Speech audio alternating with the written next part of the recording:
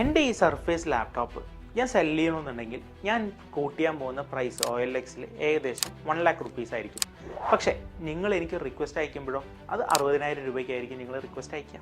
കാരണം എന്ന് വെച്ച് കഴിഞ്ഞാൽ നിങ്ങൾക്ക് ഏറ്റവും കുറഞ്ഞ പ്രൈസിൽ കിട്ടിയാൽ മതി, പക്ഷേ എനിക്ക് എൻ്റെ കൂടുതൽ പ്രൈസിൽ വിൽക്കുകയും വേണം. ഇതേ സിറ്റുവേഷൻ വൈസ് വേഴ്സ വന്നാലോ, നിങ്ങൾ 1 lakh കോട്ട് ചെയ്യും, ഞാൻ 60,000 ചോദിക്കും. ഇതിനെയാണ് നമ്മളിന്ന് ഡിസ്കസ് ചെയ്യാൻ പോകുന്നത്, എൻഡൗമെൻറ്റ് ബയസ്. നമ്മുടെ ഇൻവെസ്റ്റ്മെൻറ്റ്സ് പല രീതിയിലുള്ള ഇൻവെസ്റ്റ്മെൻറ്റ്സ് ചെയ്തിട്ടുണ്ടാവും.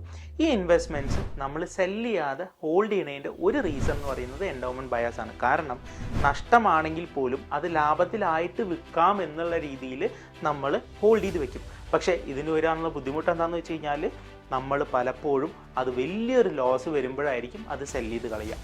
സോ ഇങ്ങനത്തെ സിറ്റുവേഷൻസിനെ ഒഴിവാക്കാൻ വേണ്ടിയിട്ട് നമ്മൾ റിസ്ക് ലെവൽ അസസ് ചെയ്തുകൊണ്ട് വേണം നമ്മൾ പല ഇൻവെസ്റ്റ്മെൻറ്റ്സിലേക്കും ഇൻവെസ്റ്റ് ചെയ്യാനായിട്ട്. സോ ഇതുപോലുള്ള പല ബയസസിനെ കുറിച്ചിട്ടും ഞാനിവിടെ ഇൻസ്റ്റയിൽ പറയുന്നുണ്ട്.